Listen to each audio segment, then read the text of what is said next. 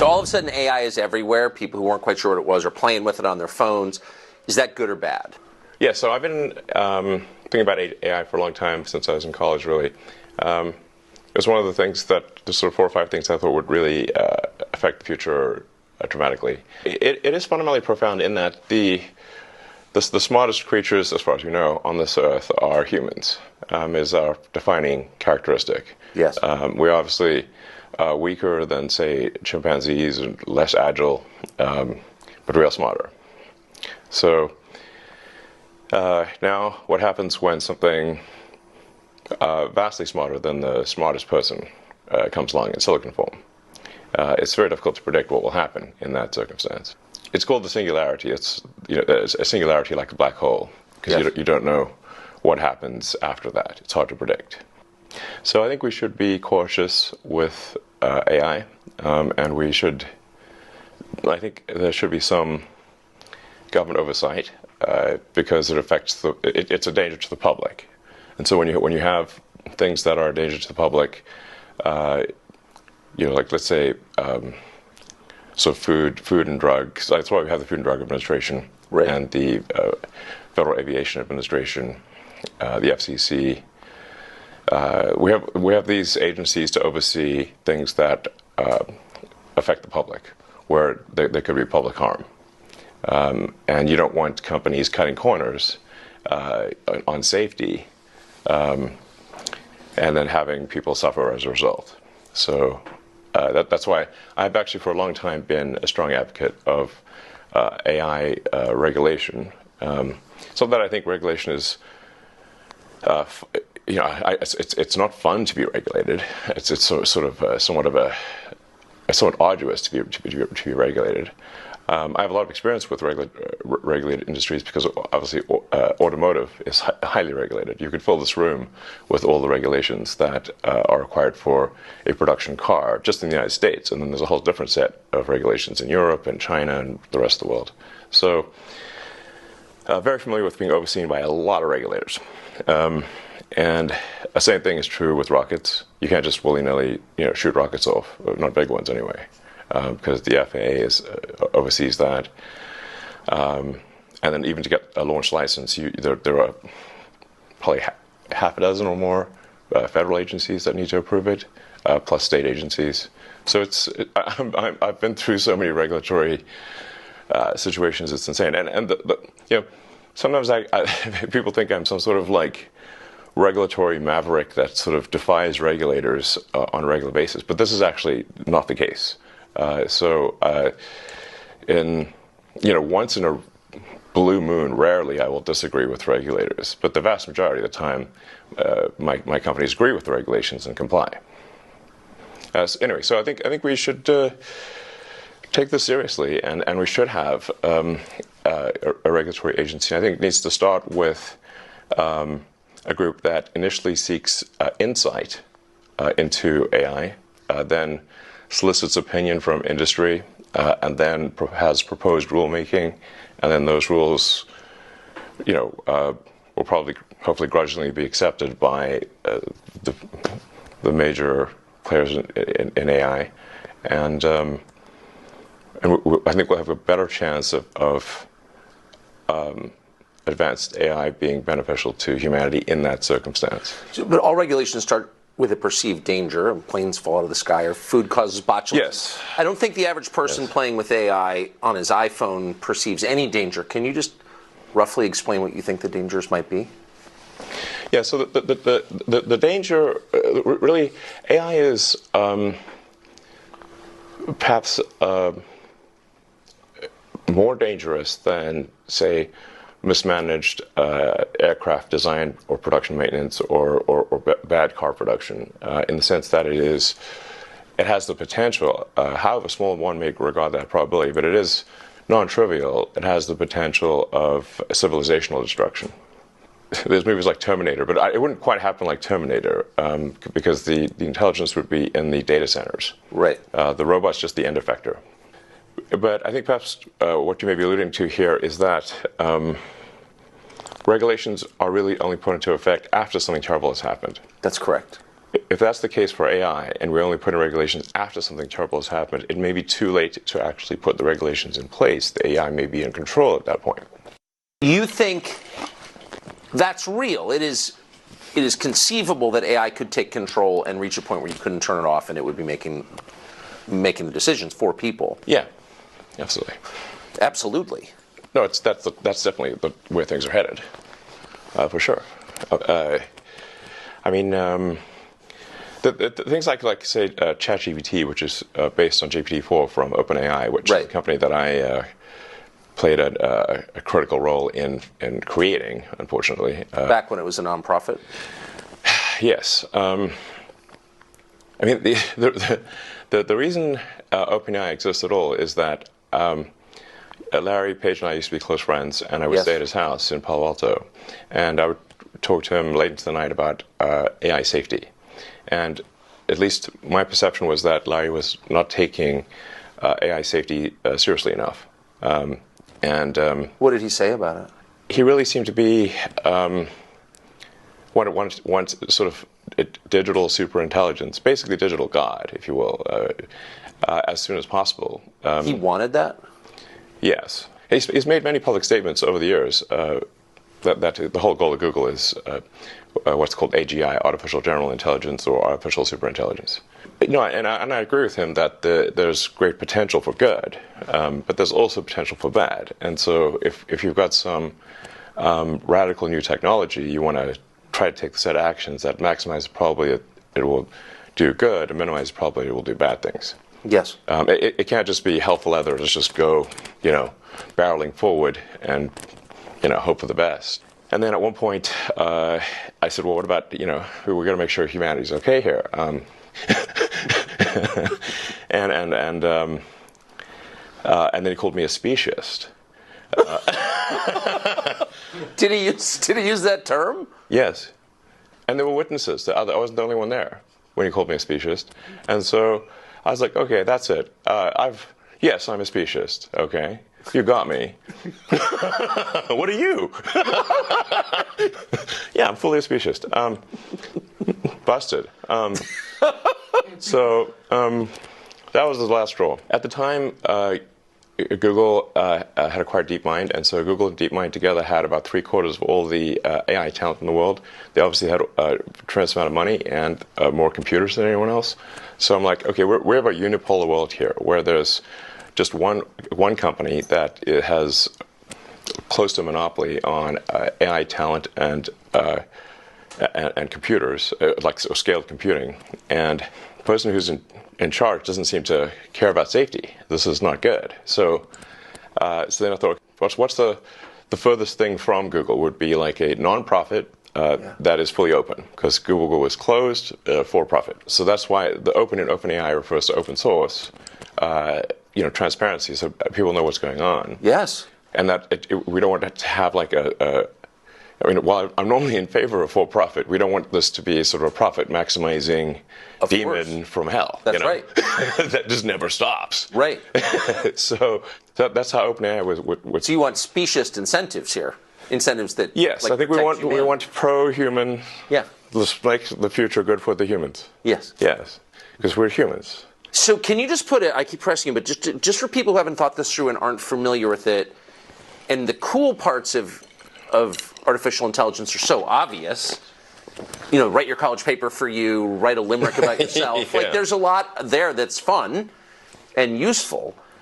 But can you be more precise about what's potentially dangerous and scary? Like, what could it do? What specifically are you worried about? Okay, going with old sayings, the pen is mightier than the sword. So if you have a super intelligent AI that is capable of writing incredibly well and in a way that is very influential, convincing, and is constantly figuring out what is more convincing to people over time, and then enters social media, for example, Twitter, but also Facebook and others, and potentially manipulates public opinion in a way that is very bad. How would we even know? What's happening is they're training the AI to lie. Yes. It's bad. To lie. That's exactly right. And to withhold information. To lie and Yes, yeah, exactly. To either comment on some things, not comment on other things, but not to say what the data actually demands that it say. Exactly. How did it get this way? I thought you funded it at the beginning. What happened? Yeah, well, that would be ironic. But the most ironic outcome is most likely, it seems. I'm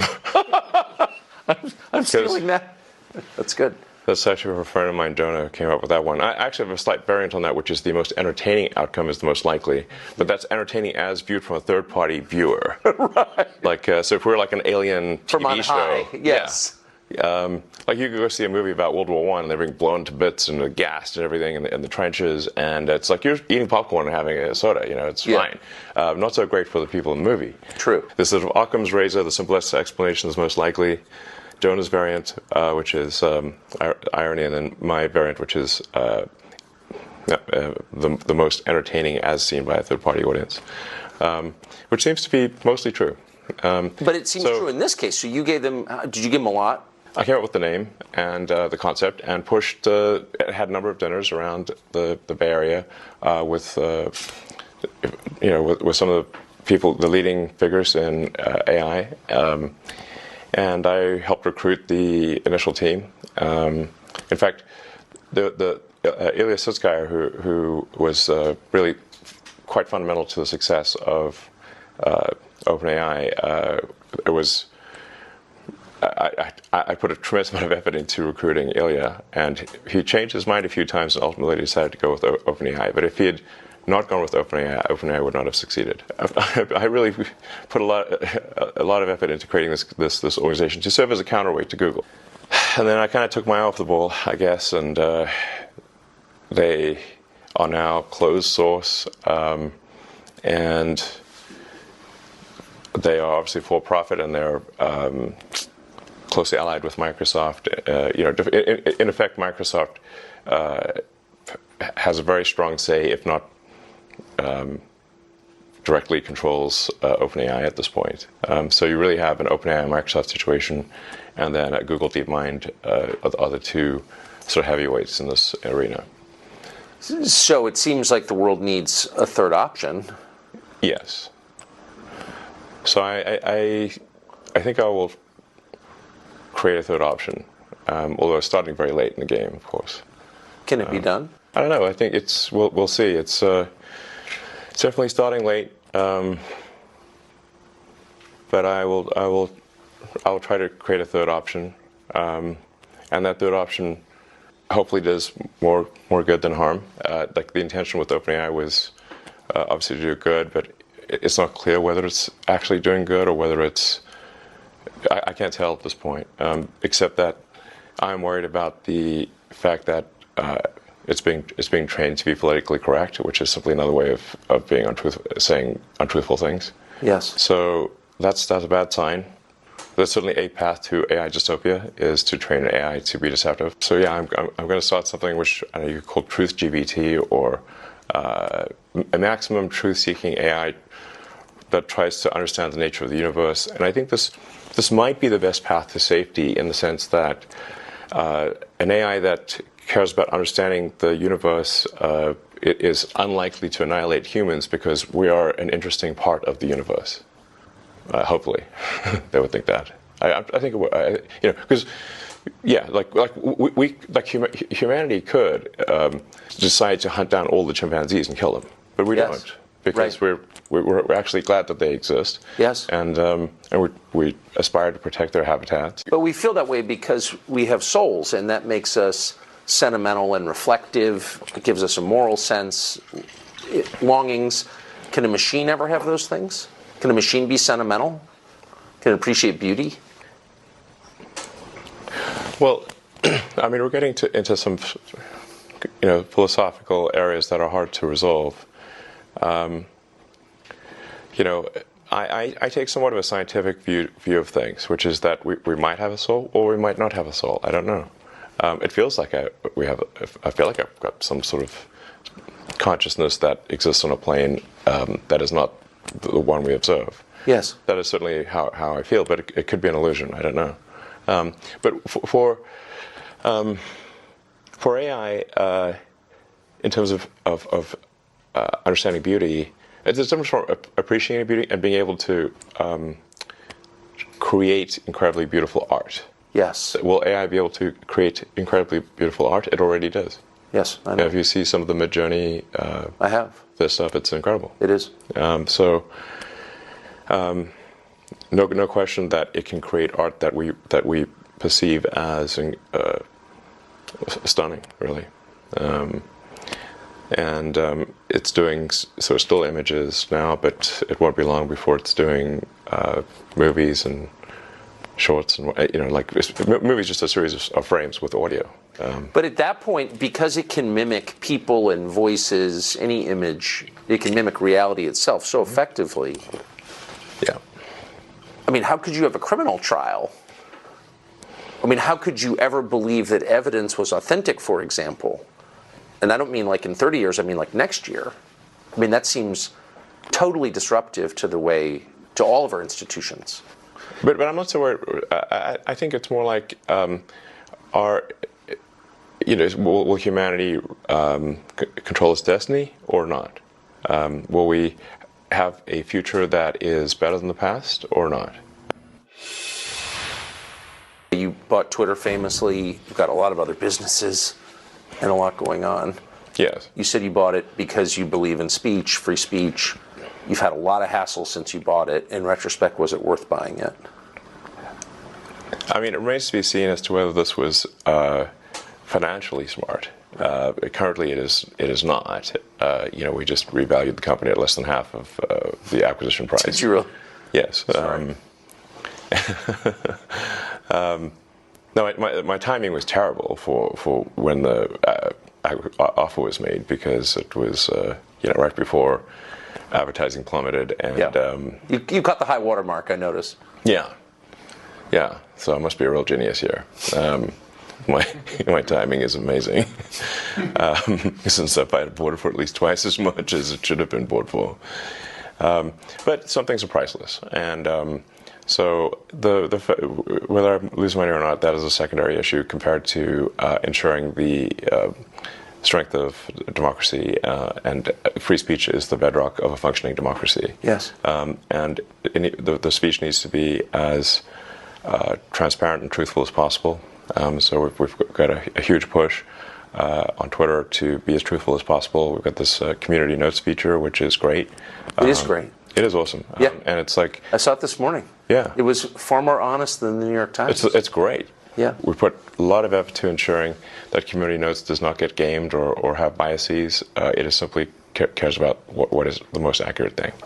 And sometimes truth can be a little bit elusive, but you can still aspire to get closer to it. Yes. And so, and I think the effect of community notes is more powerful than people may realize, because once people know that they could get noted, community noted on Twitter, then they'll think more carefully about what they say. They are likely. It's an encouragement to be more truthful and less deceptive. When you jumped into this, though, when you bought it, did you understand? Well, clearly you understood its importance. You wouldn't have bought it. Twitter, yes. Right. But it's not the biggest, but it's the most important of the social media companies. But did you understand the kind of ferocity you'd be facing, the attacks you'd be facing from power centers in the country? I thought there'd probably be some negative reactions, yes. So I'm sure everyone would not be pleased with it. But at the end of the day, if the public is happy with it, that's what matters. And the public will speak with their actions. If they find Twitter to be useful, they will use it more. And if they find it to be not useful, they will use it less. If they find it to be the best source of truth, I think they will use it more. Now there's obviously a lot of organizations that are used to having sort of unfettered influence on Twitter that no longer have that. Well, you stripped the New York Times of their badge this morning, and then you called them diarrhea. You called them. You did. I'm just quoting you. You described their Twitter feed as diarrhea. I said it was the Twitter equivalent of diarrhea. Okay, it's not literally diarrhea, but no, it's it's a metaphor, but an accurate one. So, I mean, if you look at the at NY Times Twitter feed, it's unreadable. It's like because what they do is they tweet every single article, even the ones that are boring, even ones that don't make it into the paper. So it's just nonstop, zillion tweets a day with no. They really should just be saying like, what are the top tweets? Yes. Like, what are the big stories of the day? I don't know. Put out like 10 or something. So some number that's manageable. As opposed to right now, if you were to follow at NY Times on Twitter, you're going to get barraged with like hundreds of tweets a day. Yeah. And your whole feed will be filled with NY Times. So. This is something I would recommend actually for all publications, which is for your primary feed, only put out your best stuff. I think I know a thing or two about how to use Twitter because I was the most interacted with account on the whole system before the acquisition, before the acquisition closed. I didn't have the most number of followers, but I had the most number of interactions, and so I clearly know something about how to use Twitter. People's attention is limited, so just make sure you put the stuff that's most important there. So because, you and people like you do interact on Twitter, it's obviously enormously powerful in shaping public opinion. It's where a lot of ideas and trends are incubated. Yeah. That's why you Absolutely. bought it. It's also a magnet for intel agencies from around the world. And yes. One of the things we learned after you started opening the books is that they were exerting influence from within Twitter. I mean, it was absurd. Did you know that going in? No. Since I've been a heavy Twitter user since 2009, it's sort of like I'm in the matrix. I mean, I can see like do things feel right? Do they not feel right? What tweets am I being shown as recommended? I get a feel like what accounts are making comments. Where are the comments eerily similar? Yeah. And then you look at the account, and it's just obviously a fake photo, and it's just obviously a bot cluster Yes. over and over again. So I started to get like just more and more uneasy about the Twitter situation. I was starting to feel like something's wrong in the state of Denmark here. There's something feels wrong about the platform. It seemed to be just drifting in a. I couldn't place it exactly. Just it felt like it was drifting in a bad direction. So then I was like, and my conversations with the board and management seemed to confirm my intuition about that. But basically, I was convinced these guys do not care about fixing Twitter, and I had a bad feeling about where I was headed based on the conversations I had with them. So then I was like, you know what, I'll try acquiring it and see if acquiring it is possible. Now, I didn't have enough cash to acquire it, so I would need support from others, from some of the existing investors. I would also need like a lot of debt, and so it wasn't clear to me whether an acquisition would succeed, but I thought I would try. And ultimately, it did succeed. Anyway, here we are. But when you got there, and all of a sudden you own it, and all the data on the servers belongs to you. And well, it belongs to the people, in my view, but yes. But you can see what it is, and you can see what they've been doing, and you can see who's been working there. You were shocked to find out that various intel agencies were affecting its operations? The degree to which various government agencies had effectively had full access to everything that was going on Twitter blew my mind. I was not aware of that. Would that include people's DMs? Yes. Yes, because the DMs are not encrypted. So one of the things that we're about to release is the ability to encrypt your DMs. That's pretty heavy duty, though, because a lot of well-known people, reporters talking to their sources, government officials, the richest people in the world, they're DMing each other. And the assumption, obviously, it was incorrect, but was that that's private, but that was being read by various governments? Yeah, that seems to be, yes. It's scary. Yes, it is. Like I said, we're moving to have the DMs be optionally encrypted. I mean, there's like a lot of DM conversations which are, just chatting with friends. It's not important. Of course. That's hopefully coming out later this month, but no later than next month, is the ability to toggle encryption on or off. So if you are in a conversation you think is sensitive, you can just toggle encryption on, and then no one at Twitter can see what you're talking about. they could put a gun to my head, and I couldn't tell. I couldn't.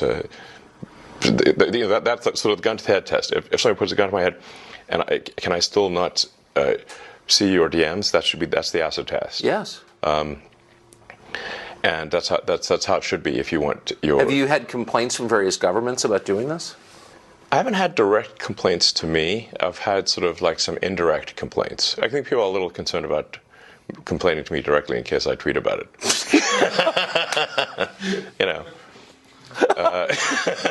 They're like, uh-oh.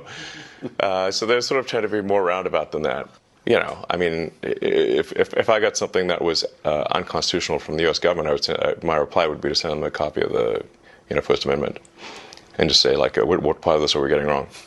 You have a lot of government contracts. What part of this are we getting wrong? Please tell me. I mean, I'm just saying, but you're kind of exposed in your other businesses. So this is, just in case our viewers aren't following this, you're not just like a journalist taking a stand on behalf of the First Amendment. You're a guy with big government contracts giving the finger to the government. Do you think Twitter will be as central to this presidential campaign as it was in the last several? I think it will play a significant role in elections, not just domestically, but internationally. The goal of New Twitter is to be as fair and even-handed as possible, so not favoring any political ideology, but just being fair at all. Why doesn't Facebook do this? I know that Zuckerberg has said, and I take him at face value, that he... I do actually, in this way, that he is a kind of old-fashioned liberal who doesn't like to censor. He has, but why wouldn't a company like that take the stand that you have taken, which is pretty rooted in American traditional political custom, for free speech? My understanding is that Zuckerberg spent $400 million in the last election, nominally in a get-out-the-vote campaign, but really fundamentally in support of Democrats. Is that accurate or not accurate? That is accurate. Yes. Does that sound unbiased to you? No, it doesn't. Yes. So you don't see hope that Facebook will approach this as a non-aligned arbiter? You've allowed Donald Trump back on Twitter. He hasn't taken you up on your offer because he's got his own thing. Right. Do you think he will go back on Twitter? Well, that's obviously up to him. My job is to, I take the freedom of speech just very seriously. So it's. I didn't vote for Donald Trump. I actually voted for Biden. Not saying I'm a huge fan of Biden, because I would think that would probably be inaccurate. But we have difficult choices to make in these presidential elections. It's not. I would prefer, frankly, that we put someone, just a normal person, as president, a normal person with common sense, and whose values are smack in the middle of the country. Center of the normal distribution, and I think that would be great. I think we have made maybe being president not that much fun, to be totally frank.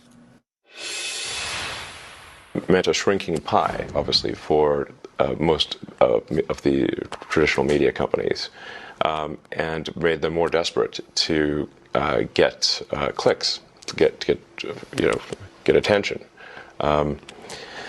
And it's made them, when they're in sort of a desperate state, they will then tend to really push headlines that get the most clicks, whether those headlines are accurate or not. So it's resulted, in my view, I think most people would agree, a less truthful, less accurate news. Because they just got to get a rise out of people. And I think it's also increased the negativity of the news, because I think we humans instinctually respond more to I think we have an instinctual negative bias, which kind of makes sense in that, like, if let's say, it's more important to remember where was the lion, or where was the tribe that wants to kill my tribe, than where is the bush with berries. Yes. Like, one's like a permanent negative outcome, and the other is like, well, I might go hungry. So meaning like there's an asymmetry in sort of involved asymmetry in negative versus positive stuff. And also historically, the negative stuff would have been quite proximate, like it would have been near, represented a real danger to you as a person if you heard negative news. Because historically, like a few hundred years ago, we're not hearing about what negative things are happening on the other side of the world or on the other side of the country. We're hearing about negative things in our village. Things that could actually have a bad effect on you. Whereas now we're hearing about, the news very often seems to attempt to answer the question, what is the worst thing that happened on Earth today? And you wonder why you're sad after reading that, Do you read any legacy media outlets? I really get most of my news from Twitter at this point. It is the number one news source, I think, in the world at this point. What percentage of your staff did you fire at Twitter? One of the great business stories of the year. I think we're about 20% of the original size. So 80% left. Yes. So a lot of people voluntarily. Sure. But it's 80% are gone from the day you took over. That's correct. Yes. So how do you run the company with only 20% of the staff? It turns out you don't need that many people to run Twitter. But 80%? That's a lot. Yes. If you're not trying to run some sort of glorified activist organization and you're not care that much about censorship, then you can really let go of a lot of people, it turns out. How many others, without naming names, but I had dinner with somebody who runs a big company recently who said, I'm really inspired by Elon. And I said, the free speech stuff? He goes, no, the firing the staff stuff. Yeah. How many other CEOs have come to you to talk about this? I spend a lot of time at work, so it's not like I'm meeting with lots of people. They see what actions I've taken, but I think we just had a situation at Twitter where it was absurdly overstaffed.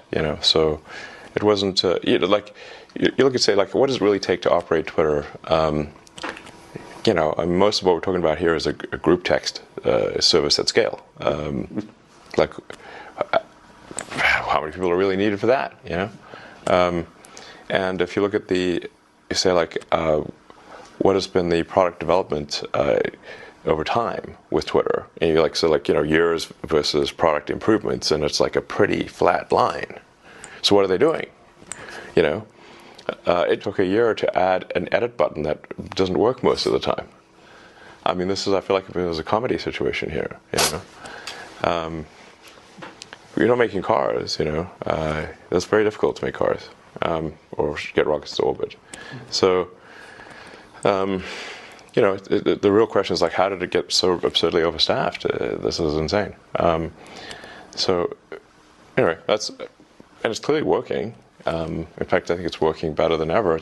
We've increased the responsiveness of the system by, in some cases, over 80%. We're trying to make Twitter the most trusted place on the internet, the least untrustworthy place on the internet. I don't think anyone should trust the internet, but maybe we can make Twitter the least untrustworthy. Like I said, try to get the truth to the people as best we can. You've heard people say we should just blow up the server farms because there's no way to, once this gets rolling, there's no way to slow it down. What do you think of that? Well, the really heavy-duty intelligence is not going to be distributed all over the place. It'll be in a limited number of server centers.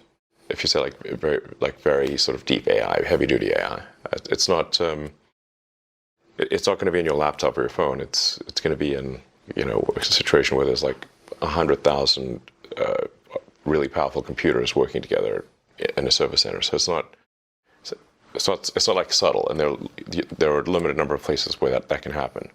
In fact, you can just look at the heat signature from space, and it'll be very obvious. I'm not suggesting we go and blow up to server centers right now, but there may be it may be wise to have some sort of contingency plan where the government's got an ability to shut down power to these server centers. Like, you don't have to blow it up; you can just cut the power. And what would trip... Or cut connectivity as well. That's another way. Right. Yeah. But what would trip that switch, do you think, in your mind? What would be the threshold that you'd have to pass to warrant the government cutting off your power or cutting off your signal?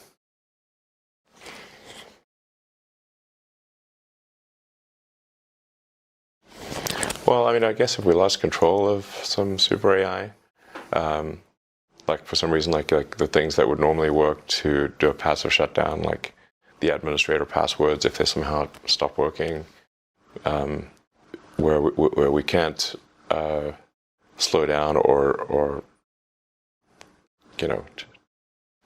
I'm not sure. I don't have a precise answer, but if there's something that we're concerned about, and are unable to stop it with software commands, then we probably want to have some kind of hardware off switch. Yes. I think, can't hurt. Have you talked to, since you know Larry Page, and you obviously know the OpenAI guys because you started it? Definitely have one. Have you talked to the people who run the biggest AI companies about this recently? I haven't talked to Larry Page in a few years because he got very upset with me about OpenAI. So when OpenAI was created, it did shift things into it from a unipolar world where Google and DeepMind controlled, like I said, 3/4 of all the AI talent, to where there's now sort of bipolar world, or OpenAI and Google DeepMind, and and now weirdly, it seems OpenAI is maybe ahead. So I have had conversations with the OpenAI team and Sam Altman. I haven't talked to Larry Page because he doesn't want to talk to me anymore for a few years. Can I ask you just about, since you've been around a lot of this, the thinking? So why would anyone not be a speciest, be human-centered in his thinking about technology? Like, what's the thinking there? I think what he's trying to say is that, if I were to guess, that all consciousness should be treated equally, and whether that is digital or biological. And you disagree? I disagree, yeah. Especially if the digital consciousness, or whatever you want to call it, digital intelligence, decides to curtail the biological intelligence. Right. So you're just building your own slave master, and why would you do that? Doesn't sound great. Yeah, I mean, we should at least, no need to rush, Like, what's the hurry? Where's the fire?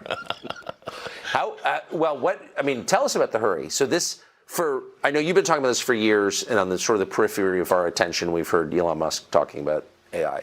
But for most people, it's been like 3 months since they've had any interaction with this at all. So what's the timeline here? At what point does it start to really change our society, do you think?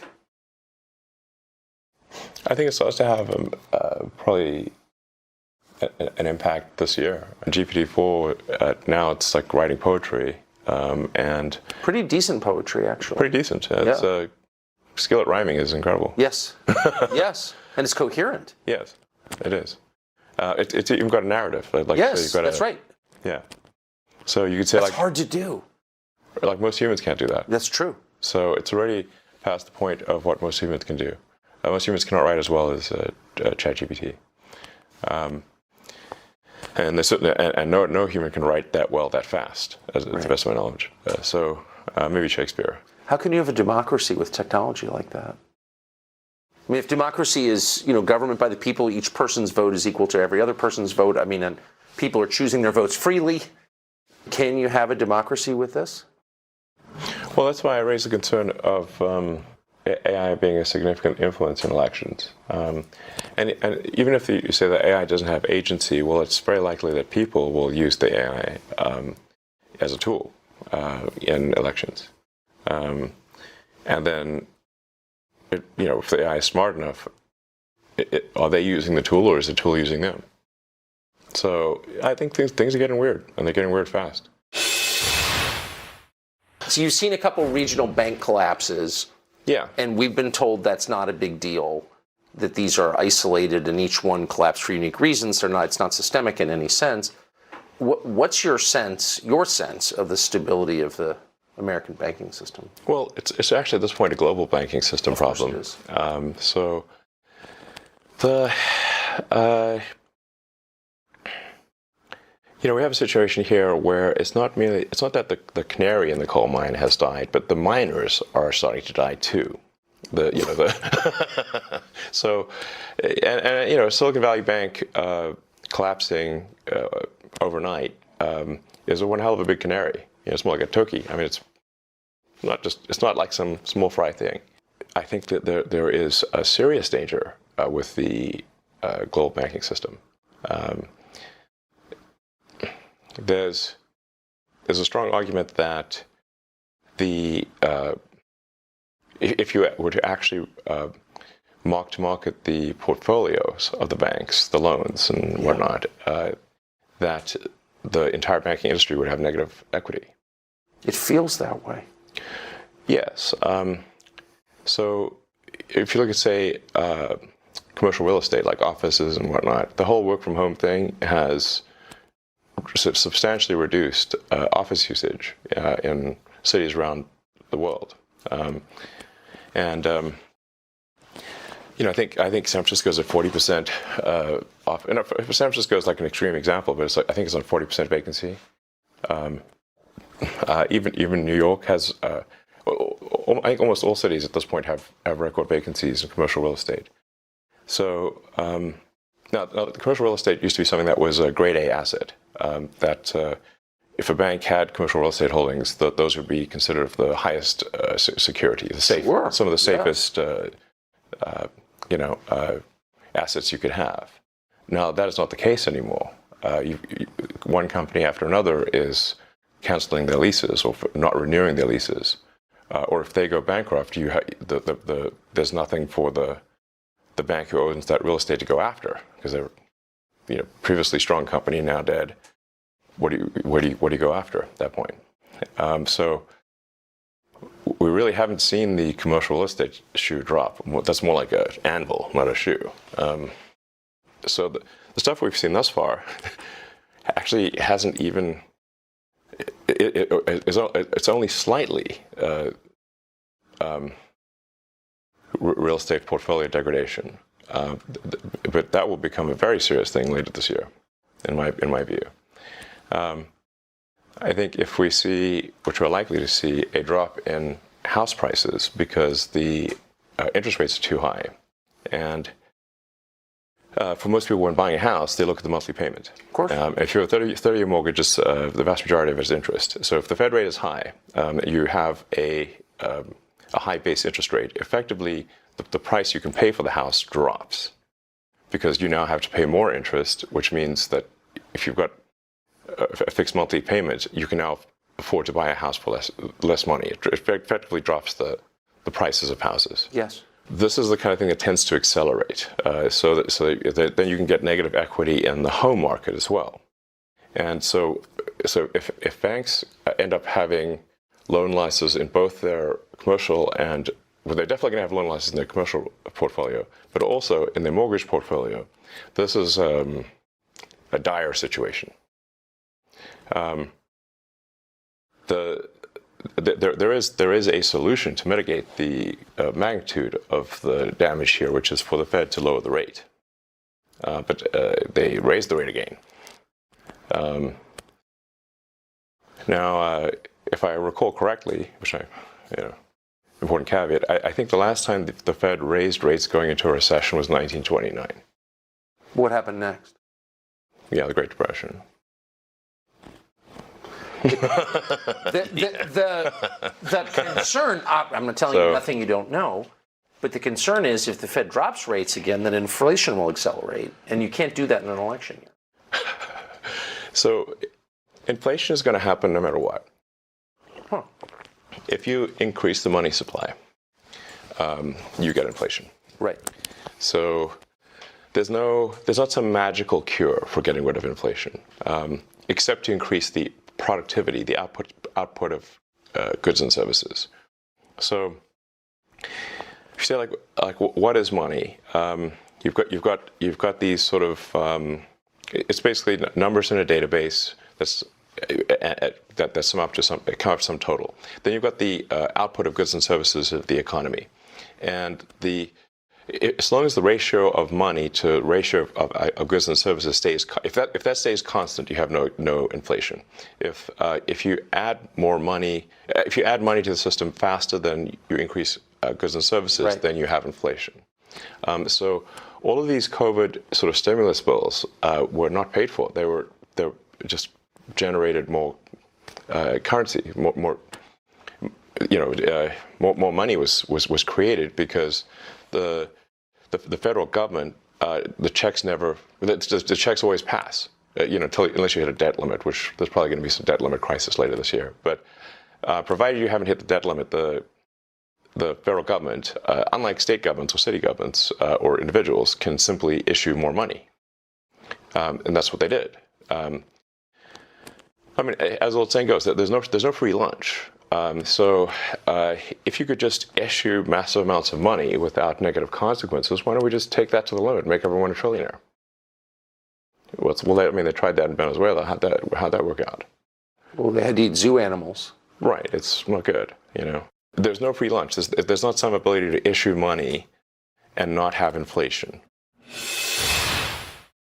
People sometimes take the fact that we're here on Earth for granted, and that there's consciousness is just a normal thing that happens. But to the best of my knowledge, we see no evidence of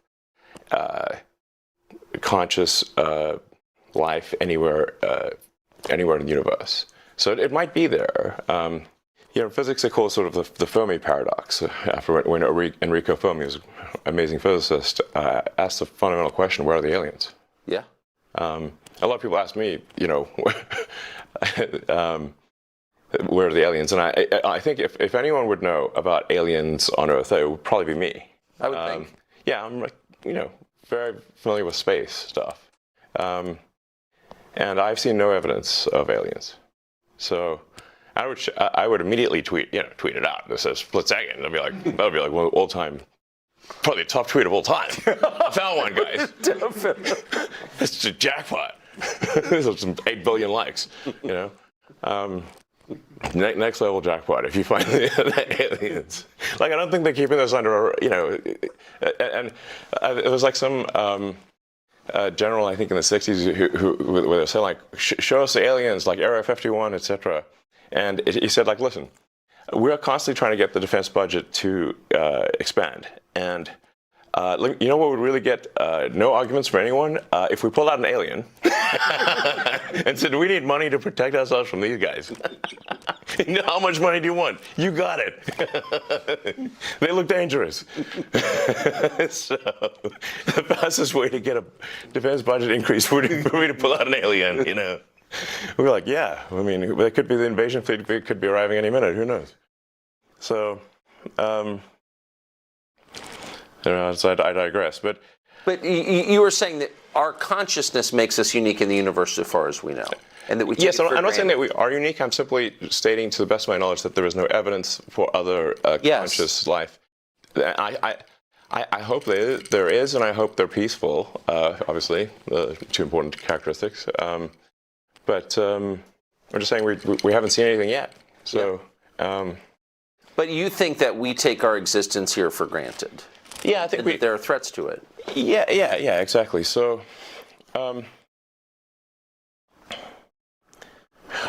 just think we should not assume that civilization is robust. And if you look at the history of civilizations, the rise and fall of the ancient Egyptians, the ancient Sumerians, Rome, there's throughout the world there've been the rise and fall of many civilizations. So there's an arc. There's sort of a life cycle arc to civilizations, just as there is to individual humans. Yes. And I think we just want to make sure that we have civilization go onward and upward. And that's, for example, why I'm concerned about decreasing birth rates and the fact that, for example, Japan had twice as many deaths last year as births. So that's and they're a leading indicator. This is. Can I say, and you've written and talked a lot about this, but can I just ask you to pause just for a parenthetical note? Why is that?